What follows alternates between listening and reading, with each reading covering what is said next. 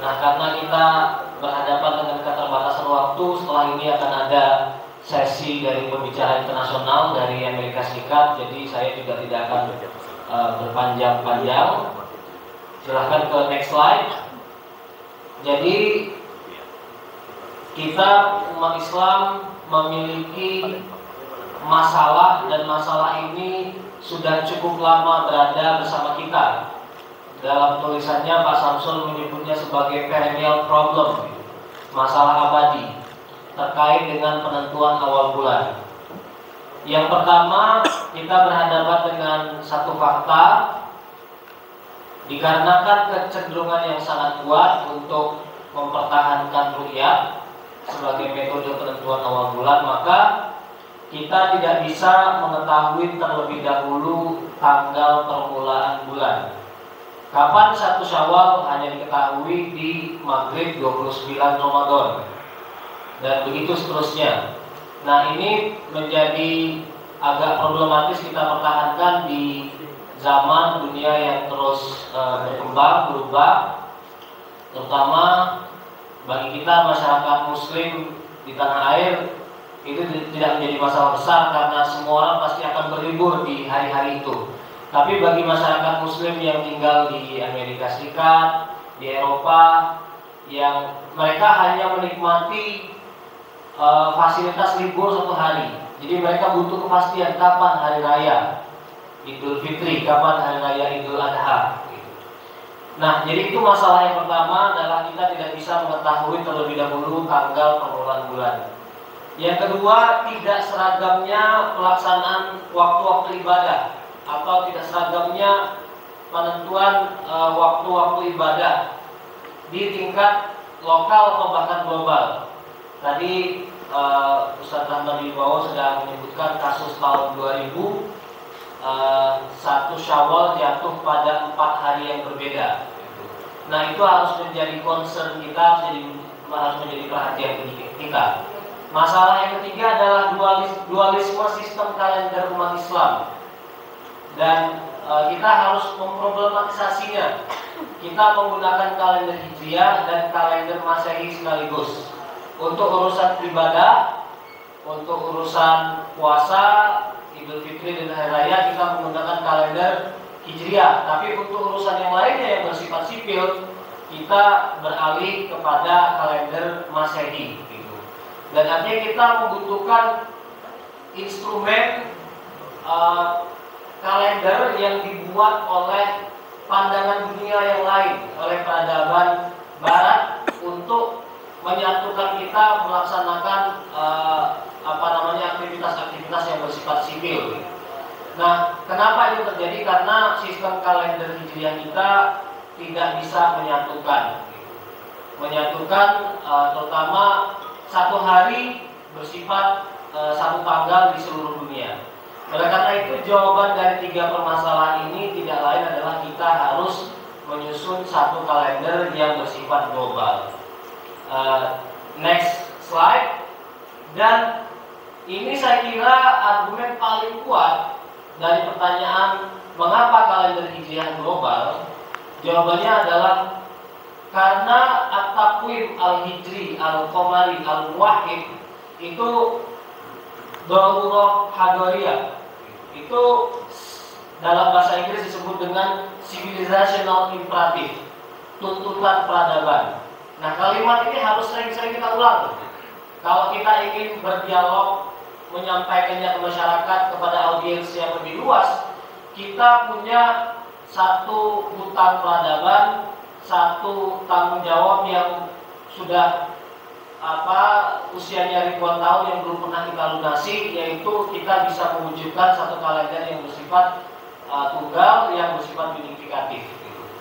Jadi ini adalah tanggung jawab peradaban kita, tanggung jawab kita yang harus kita selesaikan.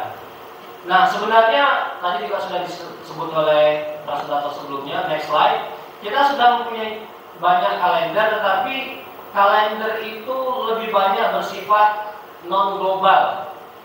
Kalau istilah lokal itu mungkin bermakna untuk 1 matlak tertentu gitu. Tapi kenyataannya kalender kita sebenarnya berlaku untuk wilayah telukmi di Indonesia. Jadi saya lebih suka menggunakan istilah kalender non global, kira-kira gitu. Nah, ini tidak menjawab apa tuntutan dari tuntutan peradaban yang sudah kita sebut tadi. Oleh karena itu ini juga tidak bisa kita ajukan sebagai alternatif. Nah, oleh karena itu yang menjadi alternatif tersisa bagi kita adalah kita harus beralih kepada kalender yang bersifat global. Next slide. Kalender yang bersifat global juga itu ada varian-variannya, ada jenis-jenisnya. Ada yang disebut dengan kalender trizonal. Kalender trizonal juga ada versi Muhammad Ilyas misalnya. Ada versi Nidal Qosum yang kriterianya berbeda. Kemudian kalender bizonal ada versi Syaukat Odeh, ada versi yang lain. Dan yang akan menjadi pilihan kita karena ini juga menjadi kesepakatan global dalam Muktamar Turki yang tadi disebut oleh Mas Rahmani bahwa adalah kalender tunggal unifikatif. Nah, next slide. Kalender trizonal.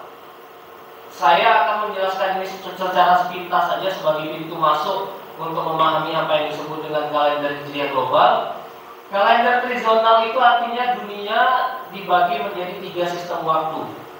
Nah, Muhammad Ilyas termasuk pencetus awal dari ide kalender hijriah global itu membaginya menjadi 3 zona. Next slide biar kelihatan. Zona A itu disebut dengan zona Asia Pasifik.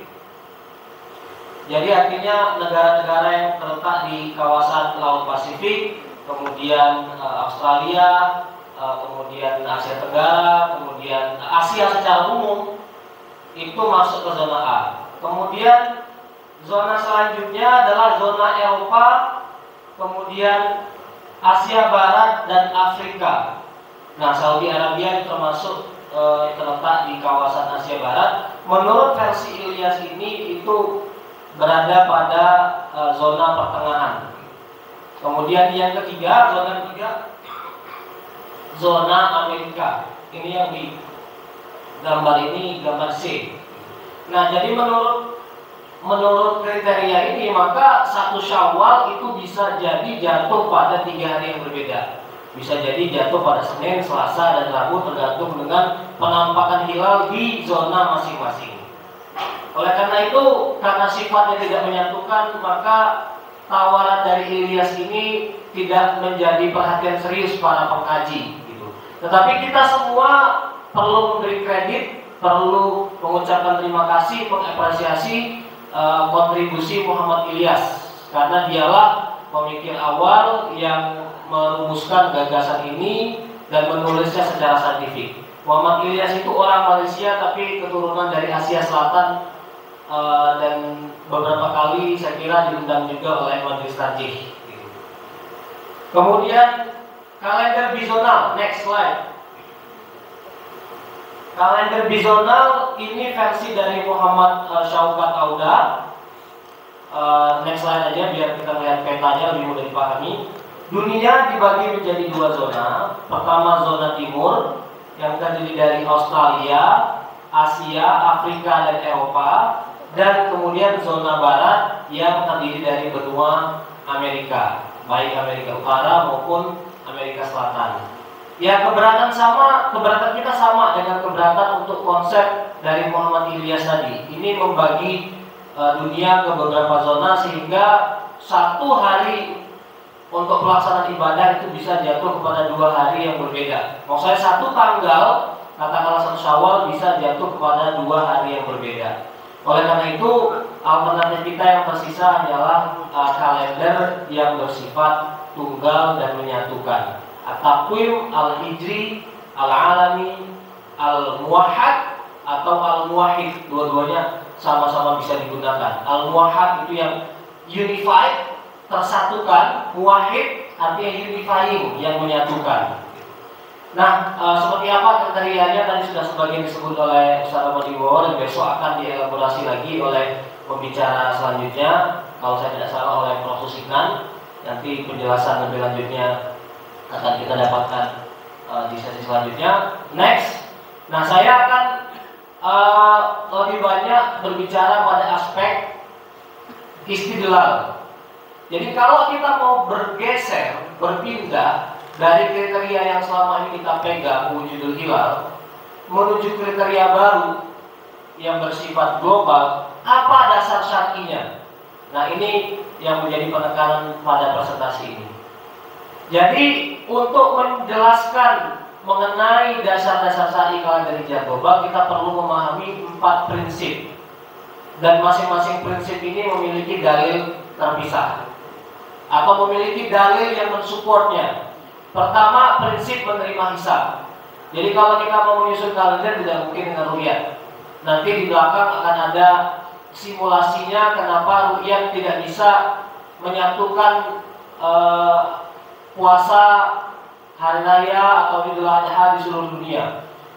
Singkatnya, kalender hanya bisa disusun dengan penerimaan terhadap hisab. Dalilnya jelas adalah dalil-dalil penggunaan hisab, dan ini juga relatif kita di Muhammadiyah sudah banyak mengkajinya, tulisan-tulisan yang menjelaskannya juga sudah banyak, sehingga tidak lagi diulang dalam presentasi ini. Gitu. Dan beberapa materi mungkin ada yang menjelaskan kenapa kita tidak lagi berpijak pada ru'yah dan harus berpindah kepada hisab. Nah, prinsip yang kedua adalah prinsip transfer imkanur ru'yah. Terminologinya dalam bahasa Arab naklu imkanir ru'yah. Nakl, memindahkan kemungkinan terlihatnya hilal pada satu titik ke titik yang lain. Mudah-mudahan kita bisa mengimajinasikannya. Jadi suatu tempat kita prediksi menurut perhitungan kita akan mengalami hilal dengan ketinggian sekian, dan hasil perhitungan kita untuk kawasan itu kita extend, kita perluas, kita pindahkan sehingga dia juga berlaku ke tempat yang lain. Nah, dalam hal ini contoh yang selalu disebutkan adalah kawasan yang berada di bumi, di peta bumi yang terletak pada bagian barat, itu selalu akan memiliki potensi untuk melihat hilal lebih besar dan lebih dulu dibandingkan yang ada di sebelah timur. Contohnya adalah untuk kasus Ramadan tahun 1445 atau tahun 2024 tahun depan.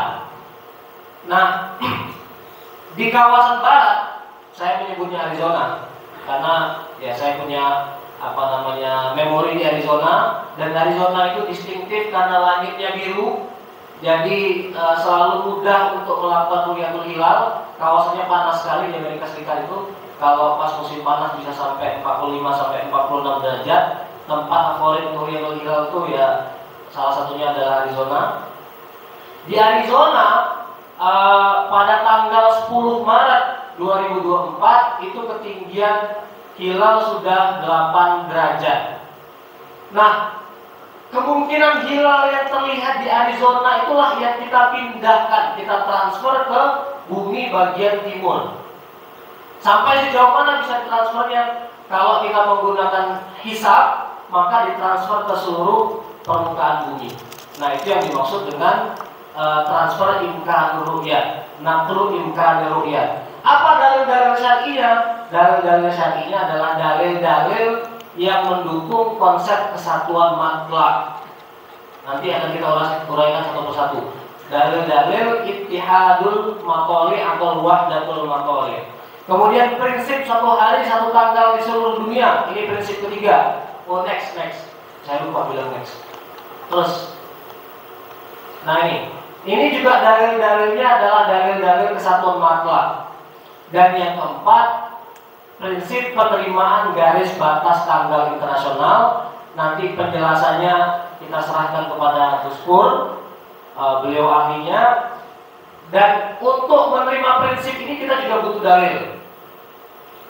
Sayang sekali juga dalam PowerPoint ini tidak dijelaskan apa dalil-dalilnya, tapi kita sudah punya sumber tulisan, sumber bacaan di mana kita bisa mendapatkan dalil-dalil itu? Di antaranya adalah dalil-dalil kaidah fikih mengenai urf gitu. Baik dari ayat Al-Qur'an, dari hadis Nabi yang membolehkan kita berpijak pada custom, pada kebiasaan masyarakat gitu. Di antaranya adalah kaidah al-'adah muhakkamah. Oke, jadi kita akan berfokus pada dalil-dalil transfer imkan ru'yah dan dalil-dalil satu hari satu tanggal di seluruh dunia yang berpijak pada konsep kesatuan matlab. Next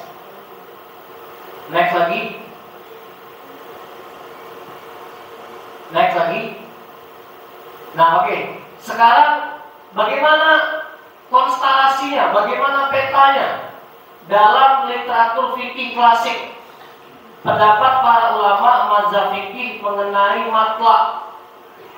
Next. Ini satu pernyataan, satu informasi yang saya kutip dari Mausu'ah Fiqhiyah Kuwaitiyah, entry mengenai ikhtilaful mathalib. Coba kita perhatikan ini. Zahabal Hanafiyyatu wal Malikiyyatu wal Hanabilatu wa huwa qaulun 'inda Syafi'iyyah ila adami i'tibari ikhtilafil matali' fi itsbat syahr Ramadan. Jadi menurut mayoritas mazhab fikih Hanafi, Maliki, Hambali, dan menurut satu riwayat dari mazhab Syafi'i, perbedaan matlab tidak dipertimbangkan dalam menetapkan bulan Ramadan. Seluruh dunia Islam diwajibkan untuk mulai berpuasa jika hilal terlihat dimanapun di dunia. Satu tempat mengklaim hilal wujud, hilal terlihat, maka seluruh dunia itu mengikuti hilal yang ada di tempat itu.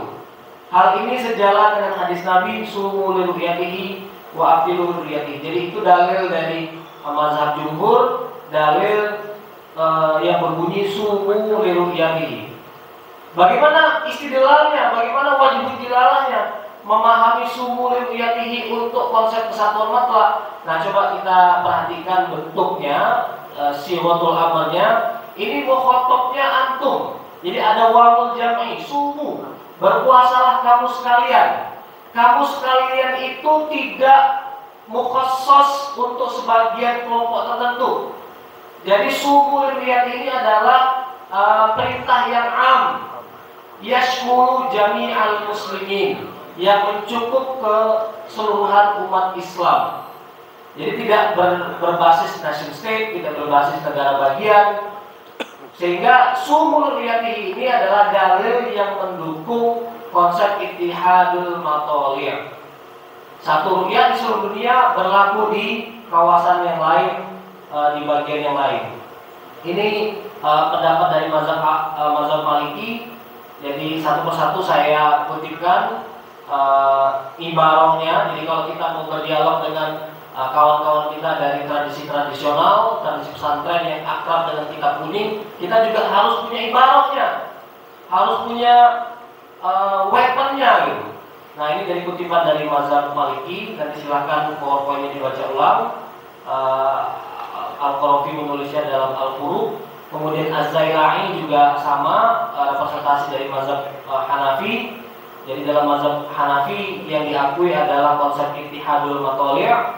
Ini ibarah dari Ibnu Qudamah sebagai representasi dari mazhab Hambali. Fawajaba shaumu ala jami'il muslimin, ini yang saya bold ini. Nah, ini pendapat yang unik, berbeda dari tiga pendapat mazhab fikih yang lainnya. Dan inilah our interlocutor dalam bahasa Inggris. Jadi inilah yang akan menjadi lawan kita berdialog. Orang-orang yang berpijak pada mazhab Syafi'i inilah yang perlu kita yakinkan untuk menerima konsep ittihadul matali'. Apa pendapat mazhab Syafi'i? Ini diwakili oleh Imam An-Nawawi dalam Al-Majmu'. Idza ra'au hilal fi Ramadan fi baladin wa lam yarawhu fi ghairihi, fa in taqarabal baldan fa hukmuhuma baladun wahid. Kalau satu tempat melihat hilal, tempat lainnya di sebelahnya tidak melihat, kalau dua tempat ini berdekatan, maka hukum wahid. Jadi kawasan sebelahnya puasa aja ikut ru'yat sebelahnya. Wa yalzamu ahlul balad al-akhar as-shawmu bila khilaf. Tidak ada perdebatan dalam mazhab Syafi'i kalau berdekatan itu wajib yang dekat mengikuti yang sudah melihat hilal. Wa in taba'ada fawajhani. Tapi kalau berjauhan, orang zaman dulu dalam mazhab-mazhab fikih mencontohkannya Andalusia dengan Irak misalnya, itu kan jauh sekali. Nah, bagaimana kalau berjauhan seperti itu? Fawajhani, ada dua pendapat, masyhurani fi thariqataini. Ashahhuhuma, pendapat yang paling kuat adalah la yajibu shawmu ala ahli baladil akhar. Tidak wajib satu tempat mengikuti tempat lain yang sudah melihat hilal kalau tempat itu jauh. Makanya kalau imam-imam ditanya di Amerika tapi bermazhab Syafi'i ini, follow your local sighting katanya. Jadi ikut aja ru'yat tempat muslim sendiri, nggak usah menyesuaikan dengan tempat lain gitu. Nah, ini pijakannya adalah pendapat yang paling ashah dalam mazhab Syafi'i. Tapi juga sebenarnya ada pendapat kedua. Pendapat kedua itu yang mewajibkan, wasani yajibu wa bihi qala as-Sulaimani wa sahahahu al-Qadi Abu Thayyib wa Darimi wa Abu Ali as-Sinji wa ghairuhu. Pendapat kedua juga sama seperti pendapat jumhur, mewajibkan kita mewajibkan tempat yang belum melihat hilal untuk berpuasa berhari raya mengikuti tempat yang sudah melihatnya. Nah, bisa jadi yang dipegang oleh Mabims itu adalah pendapat mazhab Syafi'i ini.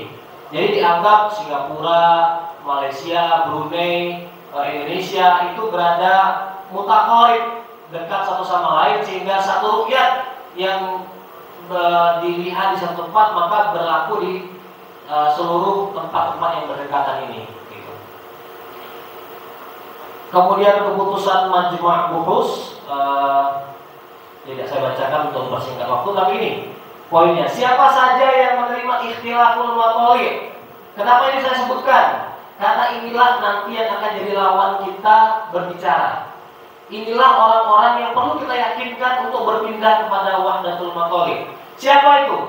Ya orang-orang yang mengambil pendapat utama dari mazhab Syafi'i, kemudian orang-orang yang berpijak pada putusan Majma' Fikih di Makkah juga masih berpijak pada ikhtilaful maqalid, termasuk kelompok Salafi, terutama direpresentasikan oleh Syekh Utsaimin, Ibnu Utsaimin, itu juga mengakui ikhtilaful maqalid. Tempat-tempat itu mengikuti hilal masing-masing, nggak perlu disamakan.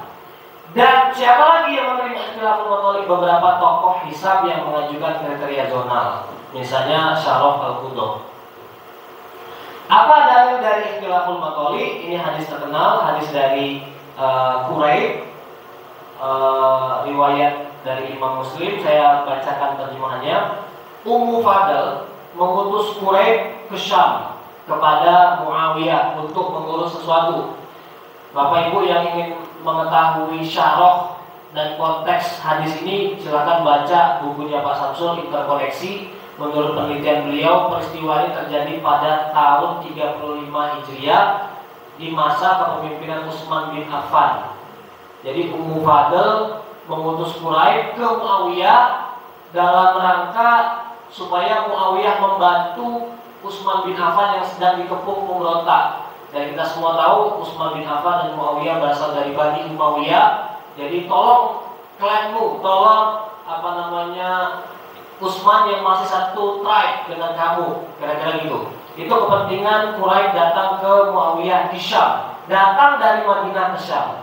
Dia Quraib berkata, saya berada di Suriah ketika di Syam ketika bulan Ramadan ditetapkan. Saya melihat, dia sendiri melihat bulan baru pada Jumat malam. Saya kembali ke Madinah pada akhir bulan. Saya berbicara membahas mengenai bulan baru. Ibnu Abbas kemudian bertanya kepada saya, kapan kamu melihat bulan baru? Saya menjawab, pada hari Jumat malam. Dia bertanya, apakah saya melihat bulan sendirian? Dan saya menjawab iya. Saya juga mengatakan kepadanya, kepada Ibnu Abbas, bahwa Muawiyah juga melihatnya. Dan membenarkan kesaksian ru'yat saya itu. Ibnu Abbas kemudian mengatakan, kami melihatnya pada Sabtu malam. Jadi ru'yat di Madinah berbeda dengan ru'yat yang terjadi di Syam. Terus ini pertanyaan yang diajukan oleh Quraib kepada Ibnu Abbas, apakah ru'yatnya Syam itu tidak cukup dan tidak bisa diberlakukan kepada penduduk Madinah? Ibnu Abbas menjawab, no, tidak. Dan ini penutup dari Ibnu Abbas, hakadza amarona Rasulullah sallallahu alaihi wasallam. Jadi inilah hadis yang dijadikan dasar untuk konsep ikhtilaful matoli. Tapi hadis ini sebenarnya juga sudah dikomentari banyak ulama. Di antaranya next PowerPoint. Next slide. Next. Komentar Al-Baihaqi. Kemungkinan Ibnu Abbas menolak hal tersebut karena Quraib merupakan satu-satunya saksi. Jadi artinya menurut Al-Baihaqi dan menurut ulama yang lain juga, Ibnu Abbas itu bukan sedang memperlakukan konsep ikhtilaful matoli. Dia menolak laporan Quraib karena dia satu-satunya saksi yang menyaksikan penampakan tersebut. Itu menurut Al-Baihaqi. Atau komentar Al-Baihaqi selanjutnya, yang dimaksudkan dengan kalimat hakadza amarna Rasulullah SAW itu seperti inilah yang diperintahkan Rasulullah. Nah, yang dimaksudkan yang seperti ini itu adalah kalau cuaca mendung maka genapkanlah bilangan. Jadi seperti ini itu mengacu kepada fa'akmilul iddah. Dan komentar terhadap hadis ini muncul dari banyak ulama lain, dari Ibnu Qudamah, dari Asy-Syaukani, dari Al-Humari. Al-Humari ini tokoh kontemporer.